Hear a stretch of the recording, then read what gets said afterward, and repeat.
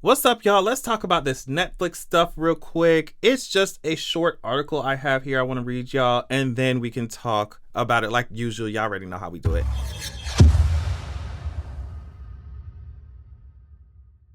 Okay, so before I start, I just want to say that apparently these are unconfirmed reports, right? So I had seen that this headline had dropped like a couple days ago, right? And now there are new headlines saying, well, Netflix actually is not moving away from the binge model. So I don't know. I don't know what's going on, but either way, this conversation has been happening for quite some time. So I was like, why not? Why not? Let's talk about it, right? So Netflix reportedly wants to move away from binge model releases. Netflix days of binge model releases could be coming to an end as the streaming service reportedly could move to weekly releases for some shows. Here is the picture that I definitely use for my thumbnail, girl. So binge model releases are a staple of Netflix, but a new report claims the streaming service wants to begin moving away from them and embrace more week-to-week releases. The streaming wars have had a great impact on Netflix in recent years for all the success that has been found through major blockbusters like The Great Man, blah, blah, blah, blah, blah. The increased competition has put even greater pressure on these originals to perform. This is becoming increasingly more difficult as all them damn streaming platforms ramp up more original programming due to the influx of content that is immediately within reach from streaming services. There have been a lot of conversations about how Netflix can change and adapt to stay ahead of the game. 2022 has been quite informative in that regard. Netflix previously confirmed plans for a lower priced plan supported by ads that would come in 2023. The service has also become a lot harsher with its cancellations.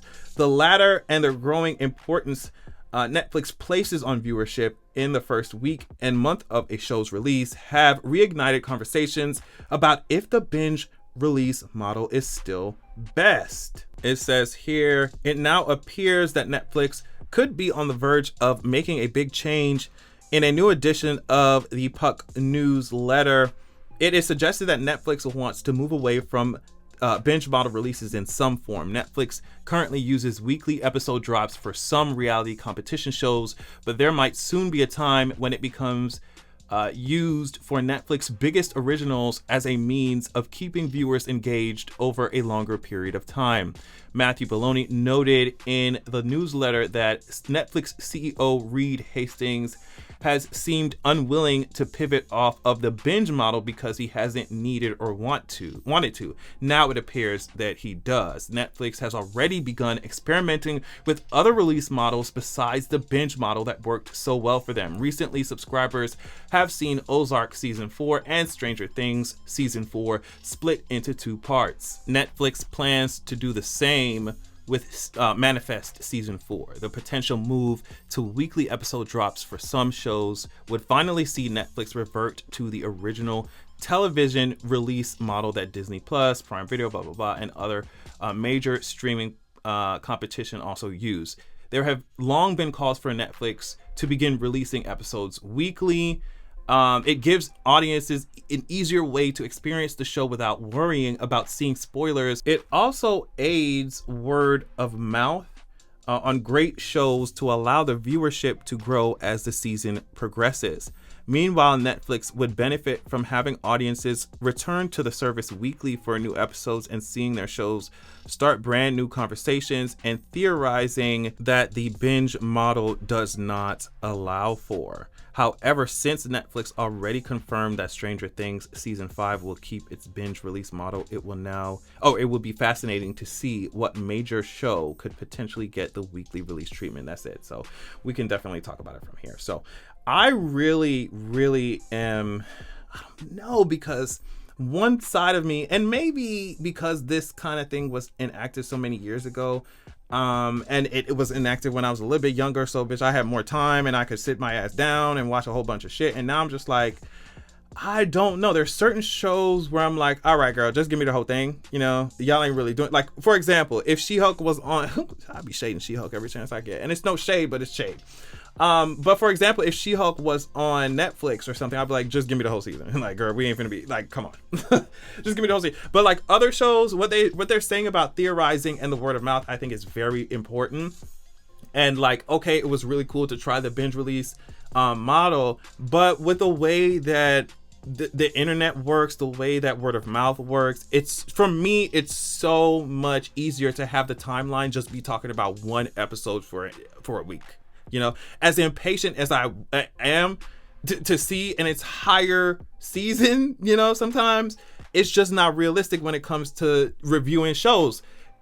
For example, like a whole season dropping, I'm just like, girl, how do I even, I think some content creators, I'm sure there are some who have mastered it and just like, bitch, I'm finna pump out 10 damn videos reviewing 10 episodes and just release them on my own schedule. But I think for content creators, for people discussing the shows weekly, for people who want to theorize about what's going to happen in the future of the show, it can be more fulfilling to have these big conversations online with everybody while everybody's just stuck on one episode, because we're dissecting everything that's happening throughout that one episode, instead of like everybody rushing to finish an entire season so that we won't see no spoilers on the timeline. In my opinion, it's so much more fun to be like, oh my gosh, guys, did y'all see what happened this week? Oh yeah, this week on X show, this week on whatever show, X, Y, and Z show. Like, yeah, we got to talk about it. We got to get into it, instead of like, okay, so how far are you? How far did y'all get? What episodes y'all want me to review? Da, da, da, da, da. And I know that everybody watches shows at a different pace, blah, blah, blah, whatever. I understand that. But I think for the purpose of spreading news around, word of mouth, creating content, theorizing about the characters, especially if it's like a show with a lot of lore, like you can't just drop 10 episodes on me and expect me to just sift through all that shit when other shows are being released on a weekly basis, and it's easier for me to keep up with the conversation that's being had right now, or it's easier for me to make content or engage with content that is just more, how do I say, specified. It's easier to hone in on one episode than trying to dissect an entire season. Maybe I'm talking too much from the realm or the standpoint of a content creator, but I think even as a consumer, it can be a lot. It can be a lot, especially if you're somebody, you got to go to work every day. You got to, like, nobody finna sit down and I mean, unless you have the time, maybe over the weekend or something, but like, nobody finna just sit down and watch 16 hours, 20 hours of a damn show when the season when it dropped. And it's not to shit on the binge model, right? Because I think that maybe for certain shows, it would work well. But can you imagine binging House of the fucking Dragon in one season? And I would want access to all the episodes, of course. But I think for the purposes of spreading the conversation around, or having a conversation about the show, theorizing about the show, like I said before, it's just much easier to get it in bite-sized pieces. So yeah, that's my overall opinion of it. It's like, I think the binge model it can be cute for certain shows, especially, and I will not deny that, like, child, I'm sure people was asking for it. We want to see the whole season, like, stop. But I think that there are other ways of getting it out. Even if you release 2 episodes at a time or something like that, or maybe 3 episodes for the first drop and then weekly, you know, for the next episodes that come out, right? Like, I just think that, or maybe even like a first half of the season, second half of the season, but even then, depending on how long the season is, even that may be too much, right? So I really hope that they just find other ways to get them episodes out, as opposed to just sticking to one kind of model, because I think that, especially depending on the type of shows, depending on the type of content, depending on the audience, depending on what you want the audience to do with it, like, you would want to hone in on different release schedules. Like, for example, like I said, I'm bringing up House of Dragon because that's what I'm fucking watching. Even Rings of fucking Power, like, I'm watching that one too.